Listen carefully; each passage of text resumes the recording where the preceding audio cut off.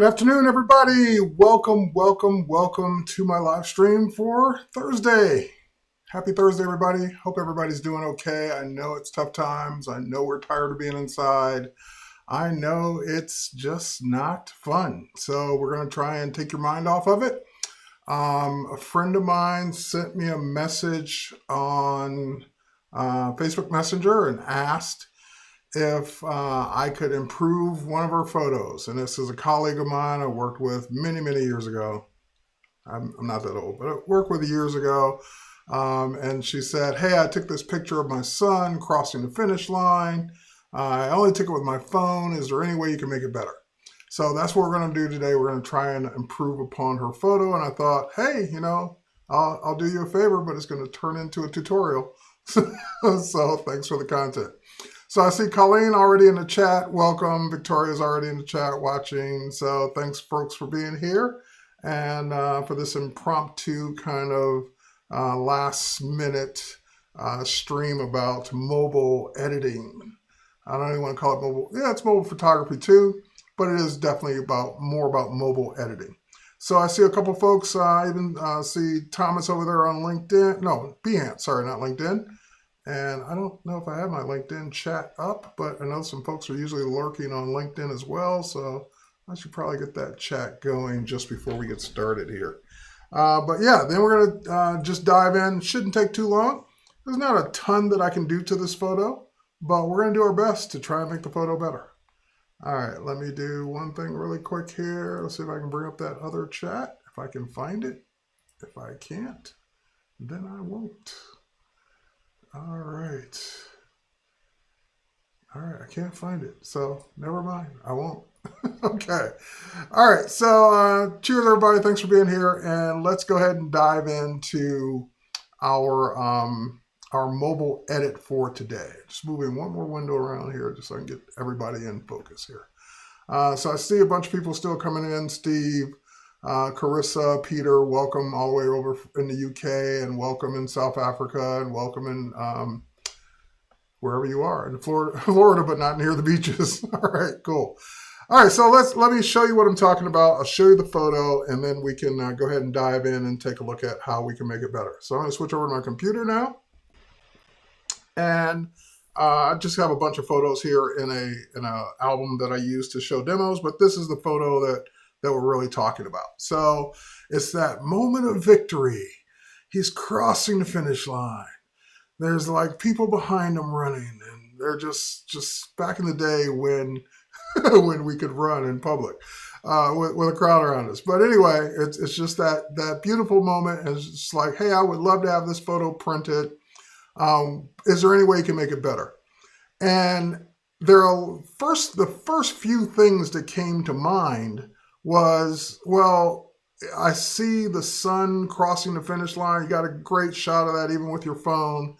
But I see a whole bunch of other stuff that just doesn't deserve to be here. It's like not part of the story per se, not part of the winning story. So you got the person over here behind the scorekeepers or whatever's going on over here. This is all distracting stuff. This is just stuff that is irrelevant to the moment.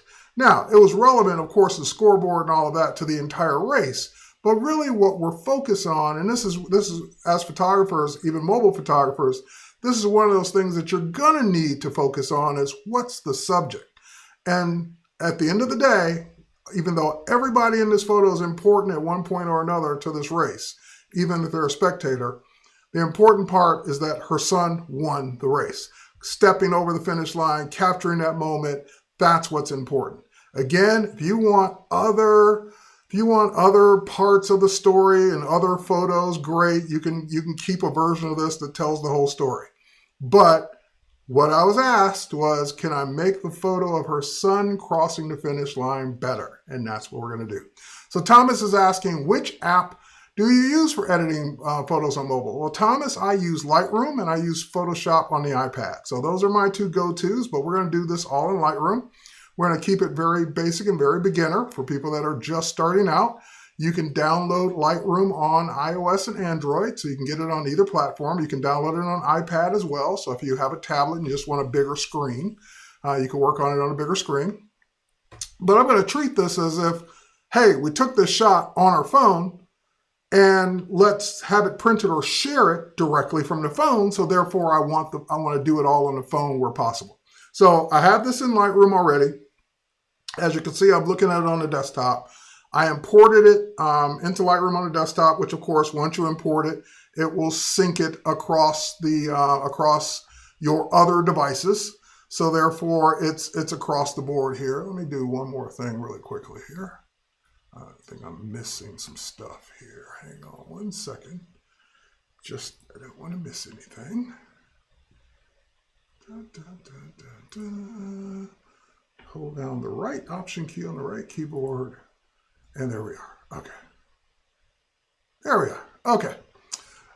So let's get back to it. So let's get out of Lightroom on the desktop, because like I said, I'm going to do this all on the phone. But I just wanted to show you what we had to work with. So I'm just going to hit the get out of full screen. I hit the letter F to get back to the gallery view. And again, this is the only photo we're going to worry about right now. I'm going to bring up my phone, which I've got running into QuickTime Player. And I'm going to hide everything else. I'm going to say hide others. So I'll just hide everything else so there's no more distractions and we're just looking at my phone. So I got my phone here in my hand. I got Lightroom running on my phone with that same album. And again, it didn't matter whether I imported that photo on my phone or on my computer. It's synced and now it's on both. So if I go ahead and tap on it, there it is, ready to edit on my phone. But I'm in review mode. So it's also be conscious of what mode you're in. At the very top, it says review. So I can tap and go to edit, review, activity, keywords, and info. So I want to go to edit. I'm interested. If I go to info, I probably won't see much. Yeah, it's not going to give me any EXIF data because she sent it to me through Facebook. So Facebook usually strips out all that stuff. But anyway, here's the edit mode. And now I see all my edit tools at the bottom. So one of the first things I want to do, and by the way, you can rotate your phone. That'll give us a better visual experience for today as well. But that'll also just put all the tools on the side like they typically are in Lightroom. So one of the first things I would do in this photo is, again, it's about getting rid of the distractions. So I'm not going to clone anybody out or do anything like that. We don't have time and not really good at doing that. The mobile's not really good for that right now anyway, unless I was on the iPad. But anyway, let's go in and just tap the crop tool. And before we even worry about cropping, one of the things I want to tap is the aspect ratio, because the aspect ratio is what's important for the print. So she said she wanted a 8 by 10. She said she wanted a print. She didn't say 8 by 10. I said 8 by 10. So I can go in and I can say that I want this to be a 4 by 5, 5 by 4. Basically, that aspect ratio is the same as 8 by 10. So I could also go in and I could specify, make it custom. I could go in and do it that way. And then go back. I just want to try something here. Yeah, then it's going to let me switch it. Now it knows I want to do it vertically. So now it's going to do it as a 4 by 5 instead of a 5 by 4. So I just basically went to custom first and said, no, I want this to be more of a portrait. If I were on the desktop, I'd hit the letter X on the keyboard. That toggles your crop to be portrait or landscape. I'm not sure if there's a shortcut to do that on mobile, but we just fixed it anyway. All right, so now that I got the right aspect ratio, no matter how big or how small I make the crop, it's going to keep the aspect ratio the same. Now, again, it's about capturing the important things. So I could make this fill up the frame and keep as much as I want, but then again, I'm getting a lot of stuff that doesn't matter. I'm getting that the skylight at the top there looks like a window at the very top, getting part of the scoreboard, cutting a person in half on the left-hand side, so you want to be conscious of that. You just basically want to make sure that you're not including more than you need. So in other words, I don't need, that all that stuff is just serving as a distraction. Anything that takes your attention away from the, you can with the one on the left corner. Okay, anything that will, yeah, there we go, flip the crop. Thank you. Yes, in the left corner, there's my flip. That would be my letter X on the keyboard. All right, so thanks for that. But anyway, you want to take things out that are distracting away from attention of what's the main subject is, which in this case is the winner. So again, I can move this over and kind of get more of those people in. I can also bring this down a bit to not get so much of that sky. Now, I don't want him to run out of the frame either. So that's kind of another thing you want to look forward to is where's the action going? So the action is coming this way towards us. And right now, if I were to go with this crop, it looks like I'm more interested in the people that didn't win. So again, it's more about keeping some of that action impact. And also, if you're going to crop, don't cut a person in half. Like, don't split them right down the middle. Either put the person in or take the person completely out. Don't leave it, because it just looks weird when you do that. So if I were going to make it even tighter, I might do that. So to crop that last person just off completely, because, you know, they're in fourth place. They don't matter. So unless it was another one of her kids.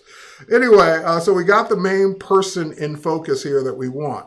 And now I'll go ahead and say that that's the crop that I want. Okay, now we're done. No. You could be done, and that's an improvement right off the bat, but that's something she could have done. You could have done that in any app. All your photo apps will let you do a crop, so that's not a big deal. So while we're at it, while we're here, let's do more, because we got the opportunity, we got the photo. So another thing that I would do is I would go through and I would look at opportunities to improve the photo right off the bat. So for example, I just tapped auto, which auto tone will adjust the photo based on what Lightroom thinks it should be. Now, it didn't make a big difference at all, barely noticeable. But I always start with an auto tone just to see what it's going to give me, and then go in and tweak the individual sliders that it moved. What did it move? Let's go to lighting and see. So I can see that it dropped the highlights down some, it increased the contrast down or up a little, it brought the exposure down just a hair, it improved the shadows, it dropped the whites and the blacks a little bit more. So do I agree with all of those things? Maybe, maybe not, but at least it got me a good starting point. So at this point, looking at the photo on screen, the exposure is okay. I don't know that I would have dropped it. I might have even gone the other way. I might have increased it a little. I definitely would increase the contrast a little bit more, not going crazy. Now the highlights are those super bright areas of the photo, like the window behind the person, or if they had hot spots on their skin or anything like that. So if you were running into those issues, you might drop the highlights a little bit more. Again, it's not making a huge difference on this photo because this photo is kind of pretty even toned as it goes. The shadows are those super dark areas that motorcycle just went by. Those super dark areas that might have gotten filled in. So that's why it brightened those up a little bit. So if you're trying to get the detail of his shirt, where his arm is separating from his shirt there on the left-hand side, then you might bump the shadows up a little bit more. The whites and blacks are pretty much, I'm happy with where they are now. So then the next thing I would do is go look at color. Is the color temperature right for this photo? Now, normally in studio, I'd use a gray card. I'd white balance off that gray card. I would have it, just the way I wanted it and go from there. But in this case, I have to live with what I have in this photo. So I could manually adjust the temperature left or right to cool it off, warm it up a little bit. But there is the white balance eyedropper, and there is enough gray in this photo, especially neutral gray, that I could attempt to white balance off of. So I'm going to tap the white balance eyedropper.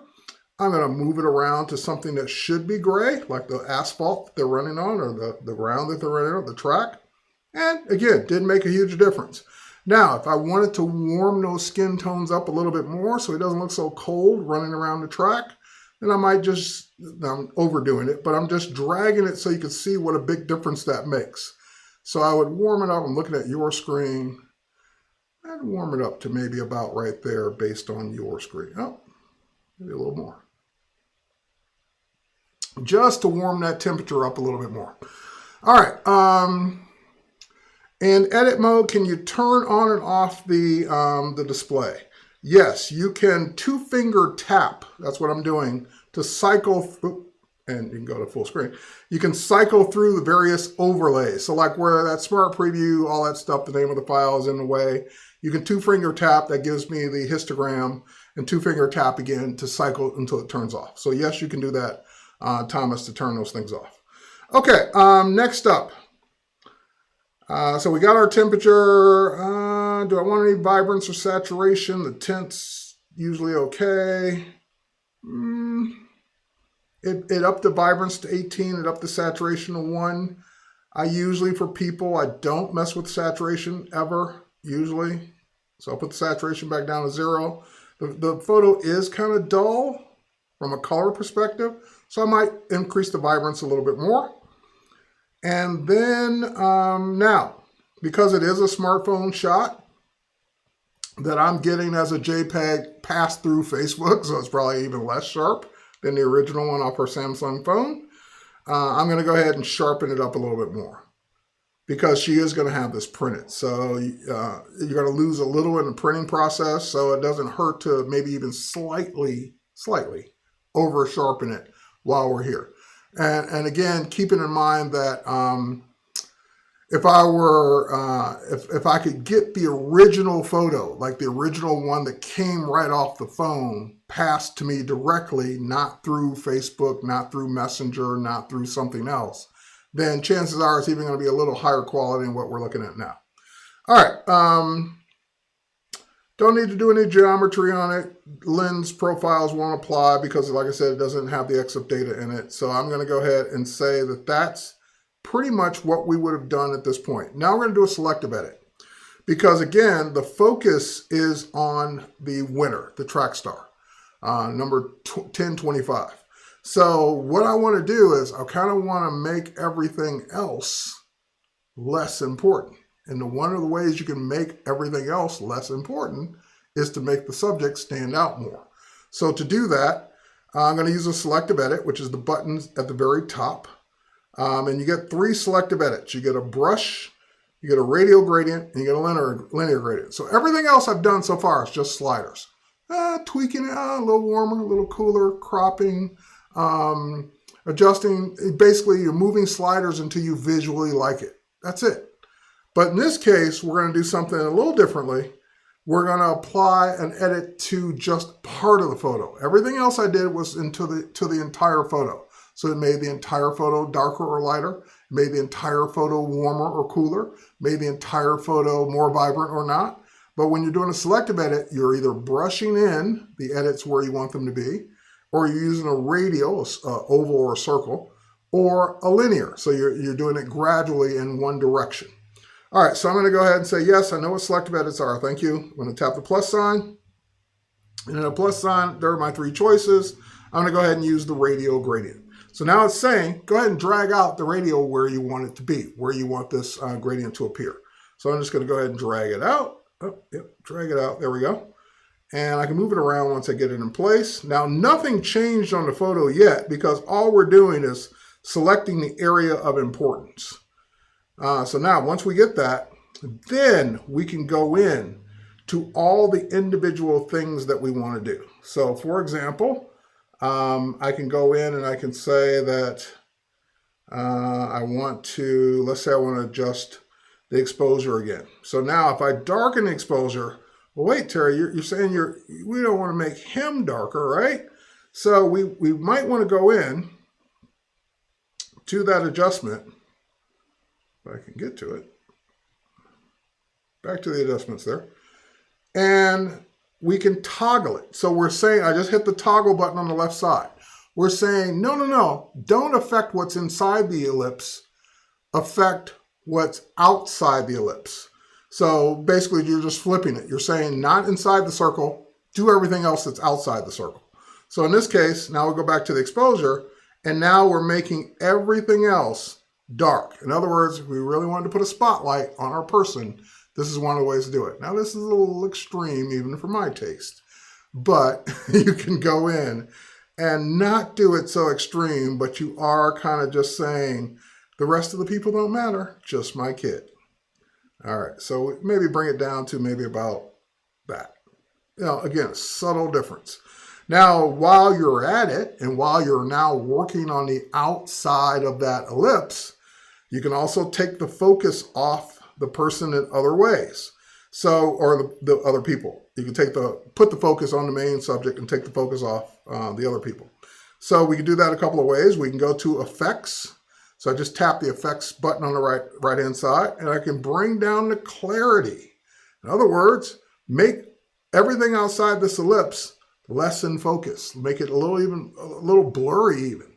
You can do the same thing with the texture. You can bring the texture down for everything. Now that's a little extreme, but I'm just showing you what that's starting to do outside the photo. It's too much because now it starts to look overdone. It starts to look like the track's really washed out and all that. But just showing you that maybe a little less clarity and a little less texture for those areas outside the photo. And again, if it's too much, then go the other way. So you're the judge of your photo. Same thing with the sharpness.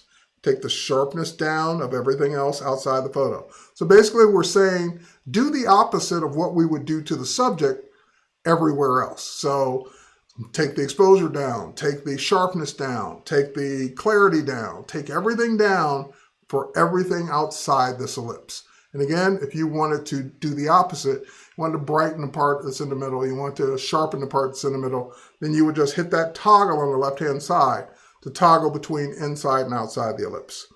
All right, so now we'll tap OK. And, I had one more. Let's go back to that one more time. Let's go back to that ellipse. And let's do, this one's a kind of cool effect from an effect standpoint. If we go to color, you can take down the saturation of everything outside the circle. So everything else becomes black and white. So now only your subject is in color. Everything else doesn't matter. Everything else is out. And again, if you want, you can tighten it up a little bit more around just your subject. And you can even use an adjustment brush. So if an ellipse is still bringing in different parts that you don't want, then don't use the ellipse. Use an adjustment brush. So take the saturation down on the whole photo and then bring the saturation back up on just the part you brush in. So now we're saying, hey, our winner really stands out because he not only won the race, but he got to stay in color. So that's another way to do it. Photos to the client. What is the best?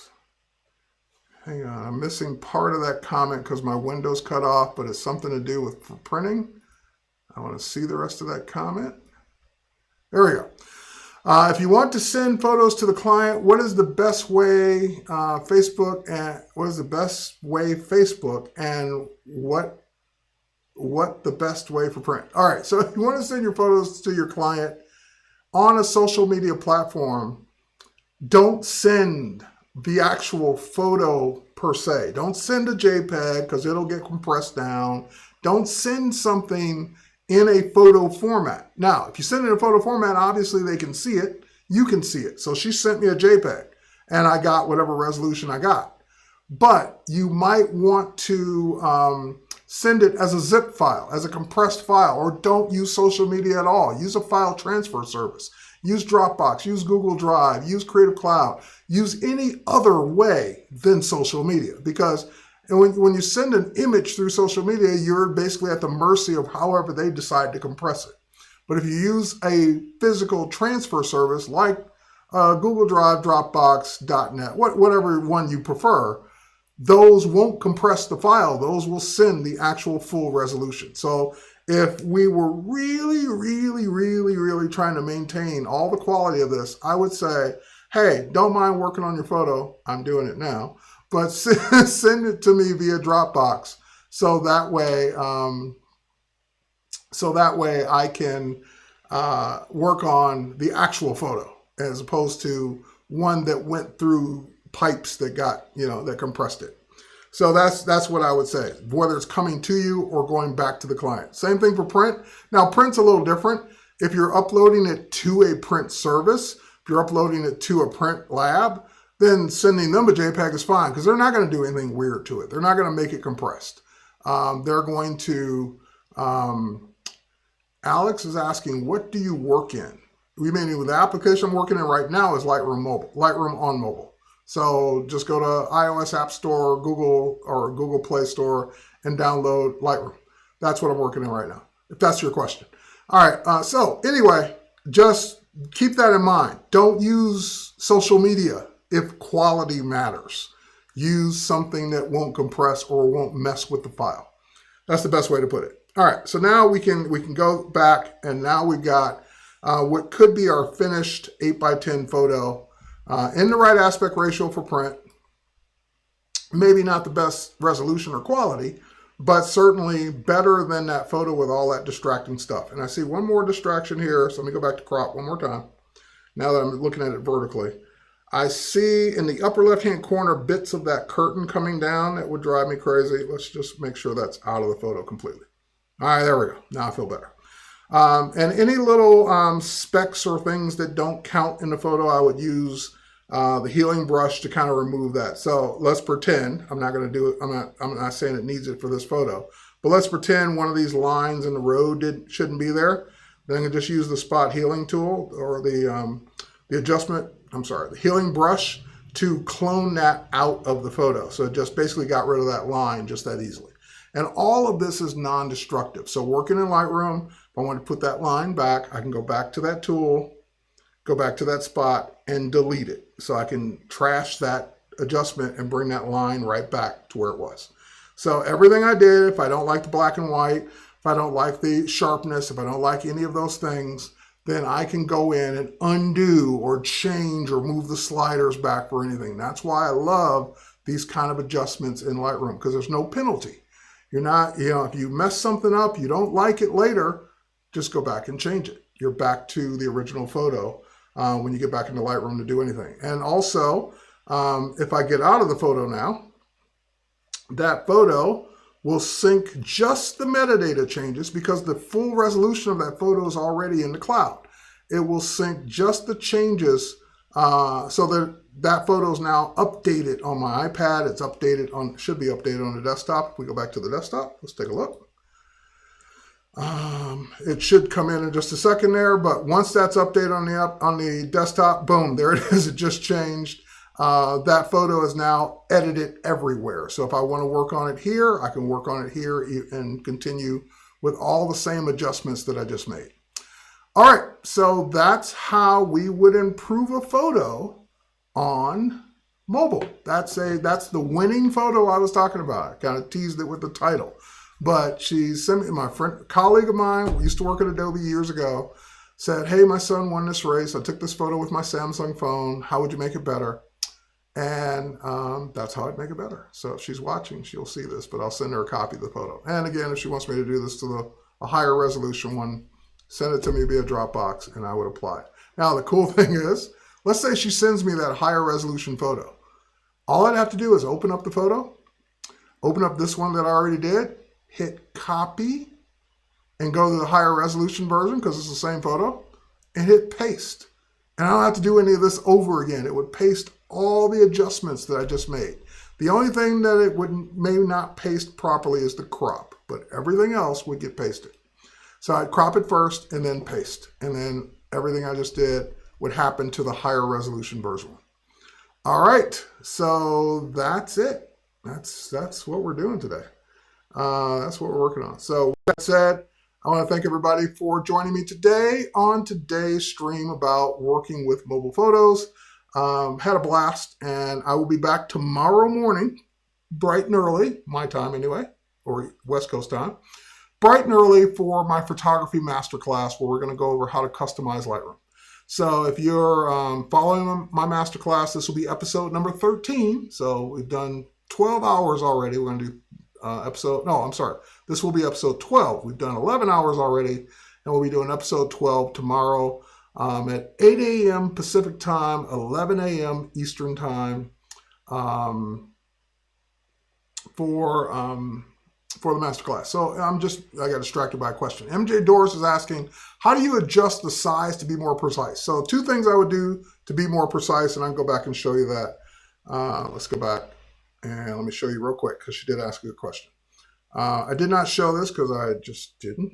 But because I wasn't using a brush. So 2 things to be more precise is, number 1, you can zoom in. So you can zoom in, you can really see the pixelization of this photo and how bad it is. So that'd be one thing to be more precise. The other thing is that when you're working with any of these brushes, they all have size adjustments on the left-hand side. So I can there we go. I can drag the size, see the size at the top going up and down as I drag bigger and smaller. You can actually now see it.